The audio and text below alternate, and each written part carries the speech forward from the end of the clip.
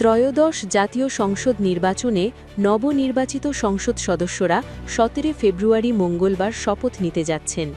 সংসদ সদস্যদের শপথ পাঠ করাবেন প্রধান নির্বাচন কমিশনার।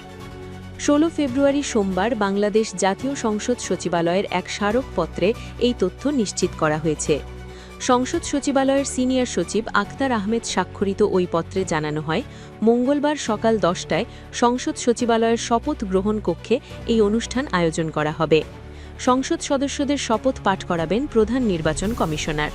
পত্রে জানানো হয়েছে, নির্বাচন কমিশন নির্ধারিত সূচি অনুযায়ী এই শপথ গ্রহণ অনুষ্ঠানের যাবতীয় প্রস্তুতি এরই মধ্যে সম্পন্ন হয়েছে। সংসদ সচিবালয় ও সংশ্লিষ্ট বিভাগগুলোকে এ বিষয়ে প্রয়োজনীয় ব্যবস্থা গ্রহণের জন্য অনুরোধ জানানো হয়েছে। অনুষ্ঠানটি সুষ্ঠুভাবে সম্পন্ন করতে প্রশাসনের শীর্ষ কর্মকর্তাদের অনুলিপি দিয়েছে নির্বাচন কমিশন।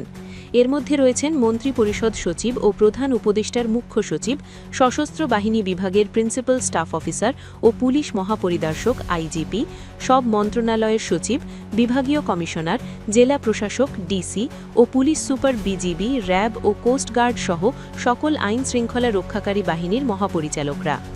সংসদ সচিবালয়ের সংশ্লিষ্টরা জানান, শপথ গ্রহণ অনুষ্ঠানকে কেন্দ্র করে সংসদ ভবন এলাকায় নিরাপত্তা ব্যবস্থা জোরদার করা হয়েছে। সংসদ সদস্যদের পাশাপাশি সংবিধান সংস্কার পরিষদের সদস্যদের উপস্থিতিও এই অনুষ্ঠানে বিশেষ গুরুত্ব বহন করছে। উল্লেখ্য, গত 8 ফেব্রুয়ারি 2026 তারিখে অনুষ্ঠিত ত্রয়োদশ জাতীয় সংসদ নির্বাচনের ফলাফল গেজেট আকারে প্রকাশের পর এই শপথ অনুষ্ঠানের আয়োজন করা হলো।